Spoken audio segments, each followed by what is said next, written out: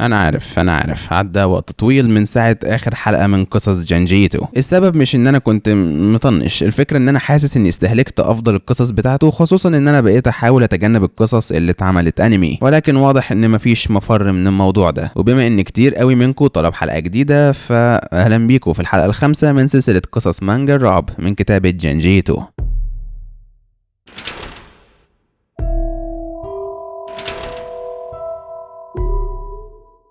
القصتين اللي في الحلقة دي العامل المشترك بينهم واضح في عنوانهم. القصة الأولى هتكون بعنوان Long Dream، والقصة التانية هتكون بعنوان Den of the Sleep Demon. خلينا نبدأ بقصة Long Dream، يعني الحلم الطويل، واللي بتبدأ ببنت اسمها مامي موجودة في مستشفى ومنتظرة عملية جراحية خطيرة. مامي كانت خايفة جدا ومتأكدة انها هتموت، خلاص دي آخر أيام في عمرها. وفي مرة من المرات وهي في أوضتها في شخص دخل عليها، ومامي لما شافته صرخت بكل قوتها. دكتور كوردا الطبيب بتاعها هو والطبيب المساعد بتاعه جم الأوضة بتاعتها ولقوها عمالة تقول إنها خلاص هتموت. دكتور كوردا فضل يحاول يطمنها ويوعدها إنهم بيعملوا أقصى ما عندهم علشان يعالجوها، ولكن هي بتقول له إنها شافت الموت نفسه، تجسيد الموت جه زارها في أوضتها على هيئة راجل شكله مرعب. الدكتور قال لها إن ده مش الموت ولا حاجة، وإن ده في الحقيقة مجرد مريض في المستشفى، هو خايف ينام علشان كده بيتمشى في المستشفى بالليل. بعد كده كوردا وزميله بيبداوا يتكلموا على المريض ده، واللي بنعرف ان اسمه تيتسورو ماكودا. القصه بتنقلنا بفلاش باك للماضي، وبنشوف ماكودا وهو بيشتكي حالته الغريبه دي لدكتور كوردا. ماكودا بيقول انه لما بينام بيحلم احلام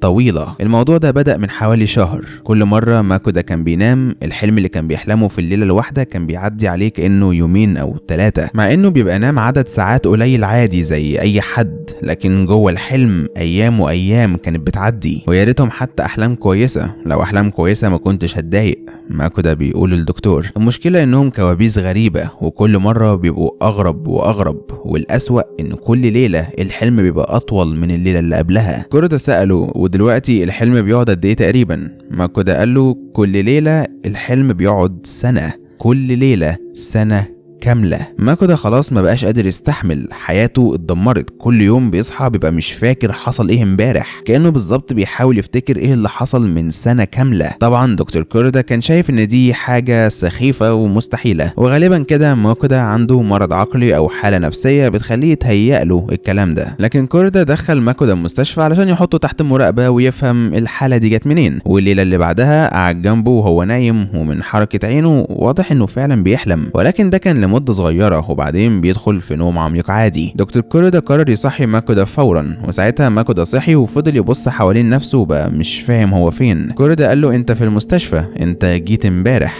ماكودا بدأ يفتكر وقال له اعذرني، الحلم اللي فات ده كان مدته 1.5 سنة. الوقت بيعدي وماكودا حالته بتبقى أسوأ والأحلام بتبقى أطول، لدرجة ان الحلم الواحد دلوقتي بقى يقعد 10 سنين. ماكودا كل شوية يسأل كوردا انا هتعالج امتى، وكوردا يقول له احنا لسه بندرس حالتك وبنحاول نتوصل لطريقة، وبيحاول يطمنه ويقول له انت الاحلام بالنسبة لك طويلة، ولكن في الحقيقة هي مجرد وهم بيعدي في وهلة بسيطة، فانت مش محتاج تقلق من حاجة. ماكودا قال له انت بتقول كده علشان انت ما تعرفش انا بحس بايه، ما تعرفش الوحدة القاسية والمؤلمة اللي بحس بيها لسنين وسنين. امبارح ماكودا حلم انه جندي في حرب وطول الوقت بيهرب من الاعداء لمدة 10 سنين بيجري. اليوم اللي قبله حلم انه طالب بيذاكر الامتحانات، كل يوم امتحان بيذاكر له طول اليوم لمدة 9 سنين. وفي يوم من الايام حلم انه عايز يخش الحمام وعمال يدور على حمام لمدة 8 سنين. كل يوم الاحلام بتطول سنين اكتر، ولو فضلوا كده ممكن الاحلام توصل ل100 و200 سنة كل ليلة، وساعتها الله اعلم هيحصل له ايه. للاسف مخاوف ماكودا كانت حقيقة، وبعد 20 يوم ماكودا بقى بيصحى من النوم مش فاكر اي حاجة من اللي حصلت اليوم اللي قبله، لانه بقى حرفيا الحلم الواحد بيعدي عليه كأنه 50 سنة. شهر كمان عدى، ودلوقتي ماكودا بقى بيصحى بيتكلم لهجة مختلفة، كأنه بالظبط واحد جاي من قرن مختلف. الوقت بيمر والقصة بترجعنا تاني للحاضر، ودكتور كوردا بيحكي لزميله الجديد قصة المريض ده، وبيقول له ان دلوقتي الحالة بقت أسوأ بكتير، دلوقتي جسمه نفسه بقى يتغير، شعره وقع، شكله بقى يكبر في السن. كوردا خد زميله ده وراحوا لأوضة ماكودا، وساعتها بنشوف شكله بقى عامل ازاي، وبنفهم ليه مامي لما شافته افتكرته الموت نفسه جاي ياخدها. ماكودا دلوقتي بقى بيصحى من النوم مش فاكر اي حاجة عن عن المستشفى او الدكتور. الدكاترة حاولوا يسيبوه يمشوا لكنه قال فين مامي؟ الدكاترة التفتوا فورا، هو ازاي فاكر مامي؟ ماكودا قال لهم ان مامي تبقى مراته وبقالهم 1000 سنة متجوزين، وساعتها بنفهم انه لما شافها في اليوم اللي فات وبعدين دخل نام حلم انها مراته وفضل على الحال ده 1000 سنة جوه الحلم. ماكودا بقى مقتنع ان الدكتور ده عايز يفصل بينه وبين مراته، وفضل يجري في المستشفى وبينده على مامي لحد ما راح اوضتها، وطبعا مامي اتفزعت لما شافته علشان لسه فاكره انه تجسيد الموت. ماكودا بقى مصدوم ومش فاهم هي ليه خايفه منه كده، دي مراته اللي فضلت واقفه جنبه 1000 سنه. الدكاتره خدوا ماكودا وبداوا يفهموه بالراحه ان قصه الحب اللي عاشها وحياته الزوجيه اللي امتدت على مدار 1000 سنه دي كانت في الحقيقه مجرد حلم. ماكودا بدأ يفهم وقال لدكتور كوردا الأحلام دي عمالة تطول أكتر وأكتر، لو فضلنا كده ممكن أدخل حلم مخرجش منه أبدا، ساعتها إيه اللي هيحصل؟ إيه اللي ممكن يحصل لجسم إنسان نايم وبيحلم حلم ما بيخلصش؟ الأيام بتعدي وبنحصل على إجابة السؤال ده. ماكودا دلوقتي بقى شكله أبعد ما يكون عن إنسان. في اليوم ده كوردا لاحظ إن حركة عينه وتشنجات جسمه وهو نايم كانت أقوى من أي مرة فاتت، وواضح كده إن ماكودا فعلا دخل في حلم لا نهائي. كوردا بيسأل نفسه ازاي حد ممكن يصحى من حلم لا نهائي، ولو ممكن هل ده معناه ان ممكن حد يعيش الى الابد في جزء من الثانية؟ الاسئلة دي فضلت تدور في دماغ كوردا لحد ما راح في النوم وهو قاعد جنب ماكودا، وتاني يوم لما صحي وبص على ماكودا لقاه عبارة عن رماد. جسم ماكودا ما قدرش يستحمل اللانهاية اللي وعيه كان عايشها وانهار تماما. مكان مخه دكتور كوردا لقى مجموعة غريبة من الكريستالات وبدأ يخمن انها يمكن تكون بتحمل سر احلام ماكودا الطويلة. بكده بتنتهي قصة ماكودا والايام بتعدي وبنشوف دكتور كوردا مع مامي المريضة التانية اللي مرعوبة من الموت. وفي يوم من الايام مامي قالت ان في حاجة غريبة بتحصل لها، اخر مرة نامت الحلم بتاعها حست انه امتد لشهور. طبعا زميل كوردا عبر عن قلقه ان مامي بقت تحلم احلام طويلة، لكن كوردا ما اتفاجئش. وهنا كوردا بيعترف انه الفترة الاخيرة كان بيحقن مامي بالكريستالات اللي لقاها في مخ ماكودا. زميله اتخض وفضل يقول له انت ازاي تعمل كده؟ وكوردا قال له اكتر حاجة مامي خايفة منها هي الموت، انها تختفي للا شيء. دلوقتي هي عندها فرصة انها تدخل حلم ما بينتهيش وتنال الخلود اللي هي نفسها فيه. وفي وسط صدمة وفزع زميله كوردا قال انه بالطريقة دي ممكن نطبق نفس الموضوع على اي حد، البشر خلاص مش هيحتاجوا يخافوا من الموت. دكتور كوردا بقى شايف انه اكتشف سر الخلود.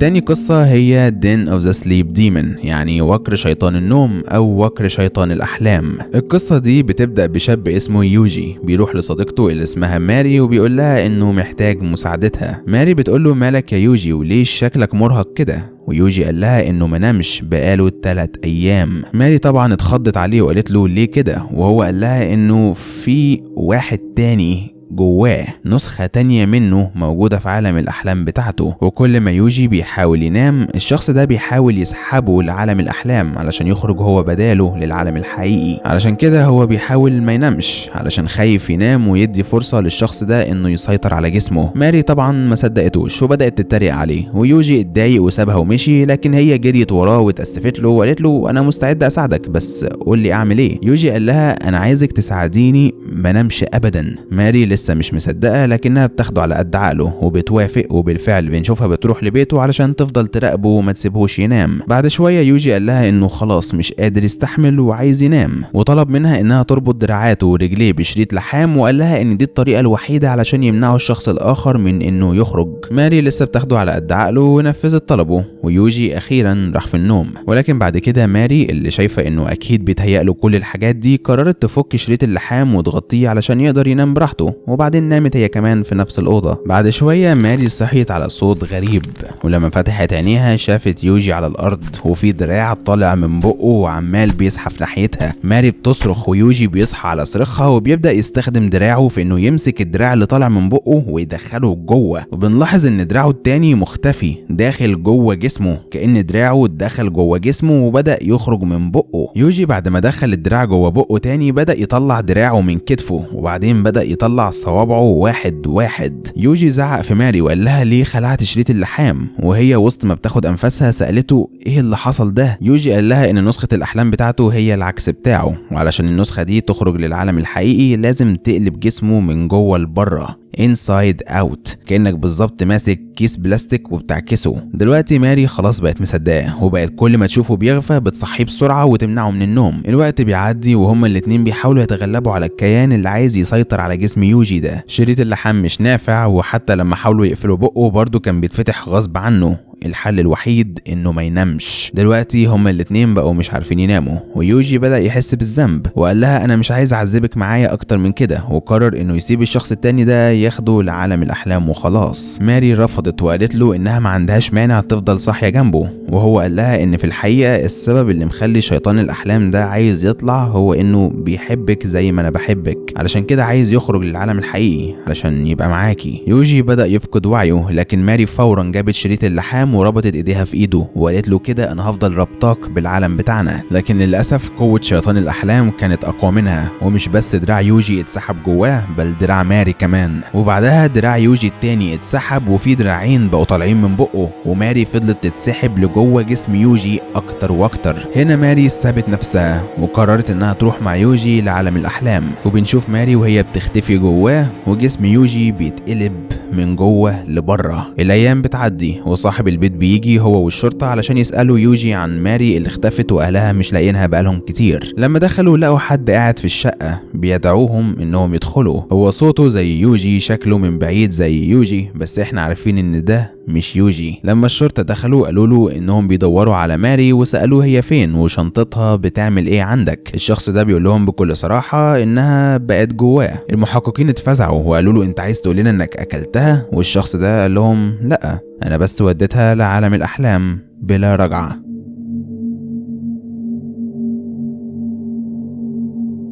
هنا بنوصل لنهاية الحلقة. لو عجبتكم ما تنسوش لايك وشير وسبسكرايب، وبرضه لايك لصفحة الفيسبوك اللي الرابط بتاعها مكتوب على الشاشة وموجود برضه في الديسكريبشن. اشوفكم الفيديو الجاي.